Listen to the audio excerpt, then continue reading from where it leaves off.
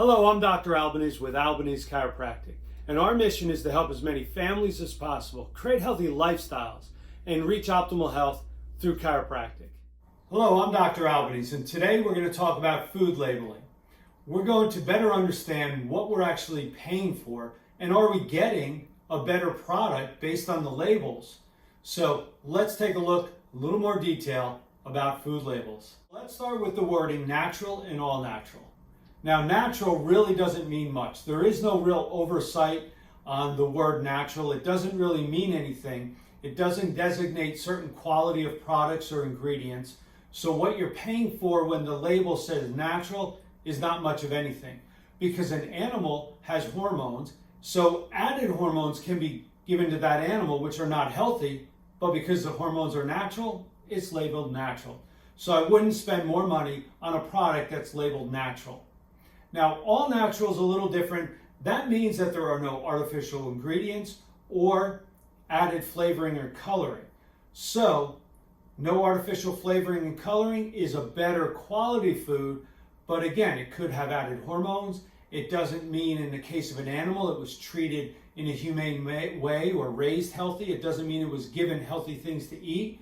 And it doesn't mean that product doesn't contain added ingredients. Like, for example, fructose is natural, but high fructose corn syrup is not healthy, but it could be in a natural or all natural labeled food. So in the end, there's no oversight. There is no real governing of these terms to bring about healthier quality food. So I wouldn't spend more money on any of those foods. Let's talk about free range or cage free. Cage free basically means the animal has access to the outdoors. Now, most times referring to birds, chickens, hens. So if you have 5,000 birds in a barn, there could be a little hole in the corner of the barn that the animal could have access to the outdoors through, but do they even know the access is there? Do they ever spend one day outside? Probably not. So would I pay more money for a cage-free labeled food? No, I wouldn't. Because again, it doesn't mean the animal was raised or lived in a humane manner. It doesn't mean they haven't been given hormones, antibiotics, or any other type of unnatural ingredients.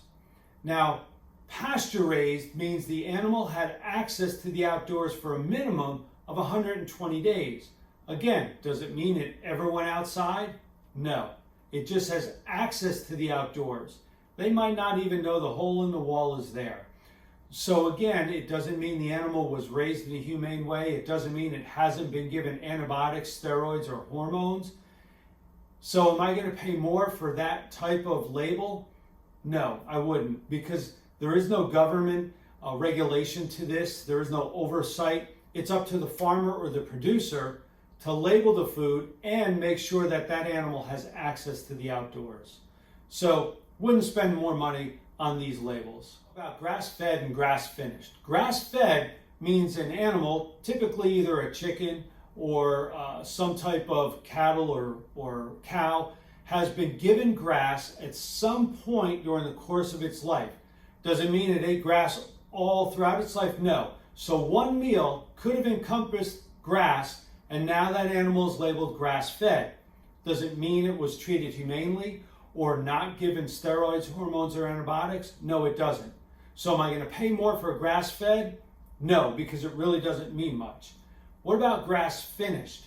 This is a little different. This means the animal has eaten grass during the entirety of its life. That's the only food it's been eaten. So that's going to be a better source of food. That's going to be better quality. But it still doesn't mean it wasn't given antibiotics, hormones, or any type of other unnatural ingredients. And it doesn't mean it was raised in a humane way. So are you getting a little better quality from a grass-finished food? Yes, but it can still have hormones and other very unhealthy ingredients. So again, it wouldn't be something I would pay much more for. Next, let's talk about GMO foods. We look for the label non-GMO project or non-GMO foods. This means that the crop, typically your fruits, your vegetables, has not been sprayed with very harmful chemicals like glyphosate, which is the active ingredient in Roundup. Now we're going to spend an entire video talking about GMO foods, but it's safe to say that non-GMO foods are the healthiest to eat when you're looking at produce. So I would always look for non-GMO in my food source in order for me to be as healthy as possible. Next, let's talk about organic.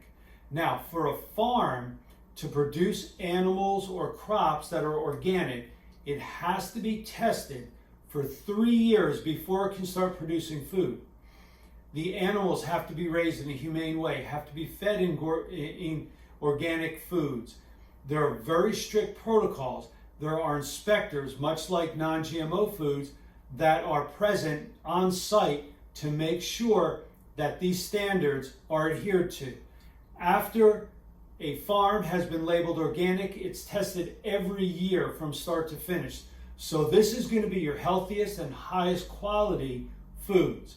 Looking for organic or verified organic is going to give you the healthiest choice when it comes to all the different labeling of foods that you think are healthy. So I hope this video has helped you become more informed about the food labels and where to spend money on the different labels. If you liked this video and felt it was helpful, please share it and subscribe to our channel. We'd love to share this information with more people. I'm Dr. Albanese. Until we see you next time, have a great day and be well.